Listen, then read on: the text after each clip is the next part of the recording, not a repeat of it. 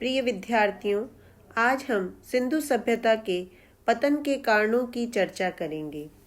इतनी विविधता भरी एवं विशाल सभ्यता का पतन किसी एक कारण से होना संभव नहीं है। निश्चय ही इसमें अनेक कारणों का संयोग रहा होगा। सर्वप्रथम हम पर्यावरण एवं अन्य प्राकृतिक तत्वों की प्रतिकूलता पर विचार करेंगे।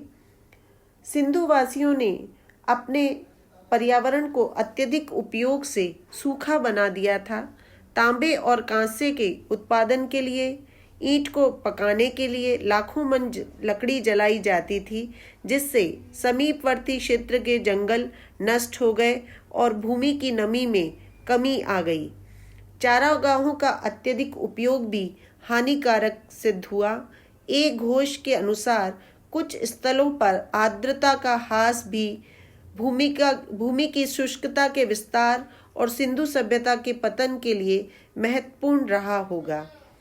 अनेक बार नदियां भी मार्ग बदल लेती हैं, जिनसे कुछ बस्तियां उजड़ जाती हैं। संभवतः सिंधु नगरों के पतन के लिए भी यह कारण जिम्मेदार रहा होगा। भूकंप अथवा किन्हीं अन्य भूतात्विक परिवर्तनों के कारण नदियों के प्रवाह मार्ग में परिवर्तन हुआ होगा। माधो स्वरूप वत्स हड़प्पा नगर के विनाश के लिए रावी नदी के मार्ग परिवर्तन को उत्तरदायी मानते हैं। रावी, जो हड़प्पा से बिल्कुल समीप थी, दूर हट गई। आज यह लगभग 6 मील की दूरी पर है।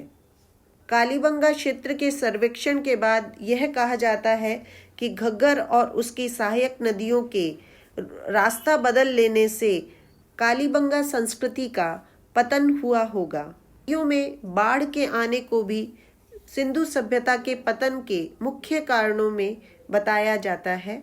मार्शल महोदय के अनुसार मोहनजोदड़ो की विभिन्न सतहों से बालू के रूप में बाढ़ के प्रमाण मिले हैं। मैके के अनुसार चनहुदड़ो के अंतिम चरण में भयंकर बाढ़ के प्रमाण रेत की तह से स्पष्ट है।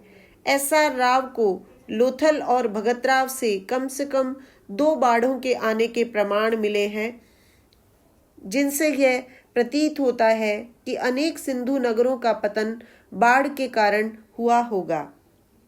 हड़प्पा, लोथल, कालीबंगा और विशेष तौर पे मोहनजोदड़ो में नगर के अंतिम चरण में हमें नागरिक जीवन का पतन दिखाई देता है।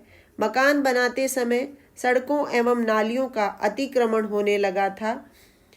इस प्रकार के संकेतों से यह जानकारी मिलती है कि प्रशासनिक शिथिलता आई, जिससे लोगों का जीवन मुश्किल हो गया और लोगों ने सिंधु नगरों से पलायन कर लिया।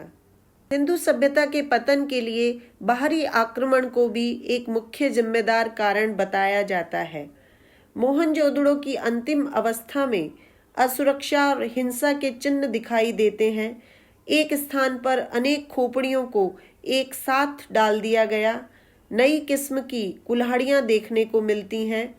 हड़प्पा की परवर्ती अवस्था के एक कब्रिस्तान से नए किस्म के मृदभांड मिलते हैं, जो नए लोगों के आगमन के सूचक हैं। बलूचिस्तान, पंजाब और हरियाणा के कुछ स्थलों से भी नए किस्म के मृदभांड मिले हैं, जो विदेशियों के आगमन या आक्रमण का संकेत देते हैं। मार्टिमर व्हीलर के अनुसार आक्रमणकारी आर्यों ने सिंधु प्रदेशों की बस्तियों को उजाड़ दिया था। यद्यपि हमारे पास आर्यों के और सिंधुवासियों के संघर्ष के मध्य के कोई पुख्ता प्रमाण नहीं है, पर इस तरह के आक्रमण को भी सिंधु सभ्यता के पतन का महत्वपूर्ण कारण माना जाता है। इस तरह से स्पष्ट है कि इतनी विशाल और विविधता भरी संस्कृति अनेक कारणों से नष्ट हुई होगी।